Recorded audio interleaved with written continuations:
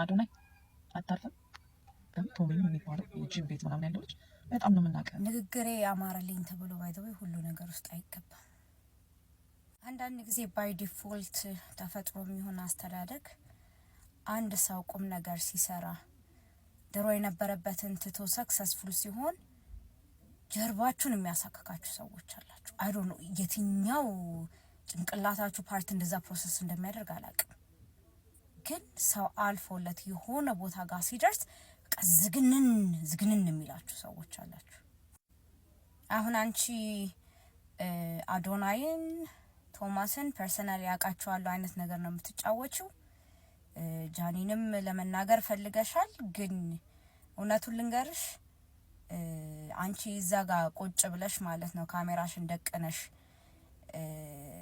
አወራሽ እንጂ በአሁን ሰዓት ከነሱ በላይ ለህብረተሰቡ ለምን አልነግርሽም? አሁን ከአዶናይ የሚሰራውን ቅንጣት ታክል ማታደርጊ ሴት እንደሆነች ታስታውቂያለሽ። ፕላስ ቶማስ 200 ብር እያስከፈለ ጣሪያ ላይ ሲያሰራ በጠርቄስ ያ አደረገ። he did well and he's successful. ፕላስ ለወጣቱ ትልቅ ትምህርትን የሚያስተምር ሰው he said no to poverty። እውነቴን ነው የምልሽ ድህነትን እምቢ ያለ ልጅ ነው። አዶናይም the same thing ተቸግረህ ነበር ምናምን ያ ሰው ይቸገራል።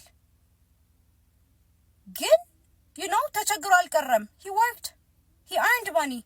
ከራሱ አልፎ ሰዎችን እየረዳ ነው። ለይኗት አንቺ ተቀምጠሽ ምን አርገሻል? እርግጠኛ ነኝ ለጎረቤትሽ እንኳን ማታጎርሽ ነሽ። ምክንያቱም like I can see የቅናት መንፈስ በጣም ላይሽ ላይ አለ። ጸልይ። ከዛ ደግሞ በዚህ እድሜዋ ወድቃ ተነስታ ተጋግጣ እዚህ የደረሰች ትንሽ ልጅን እናም ሶሪ ተሰይዳት አንቱ የምትባይ እውነት አዲስ አበባ ምናልባት ስለሆንሽ ሊሆን ይችላል እንጂ ገጠር ብትሆኚ የሷን ያክል ስድስት ይኖርሻል። ሰው እንዴት ነው ታናሹን ማበረታታት ሲገባ በዚህ ልክ ዲስክሪሚኔት ማድረግና ወርታች መጎተት? ይሄ ትልቅ የአይምሮ በሽታ ነው። እውነት ለመናገር በጣም ትልቅ የአይምሮ በሽታ ነው። አንቺ ከራስሽ ጋር ጊዜ አሳልፊ።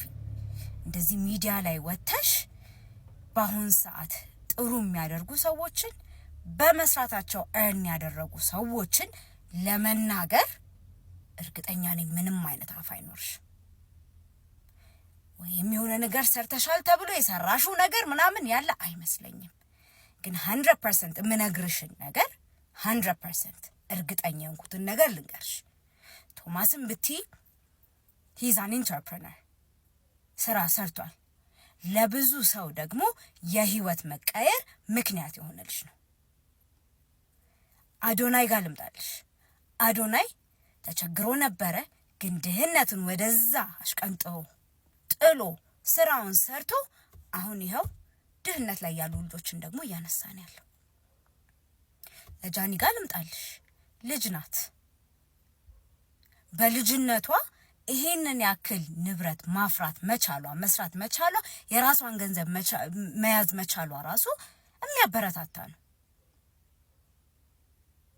ሶ ለመፈመስ ምናምን ተብሎ ሌላውን ህብረተሰብ የሚያስቆጣ ንግግር ባትናገሩ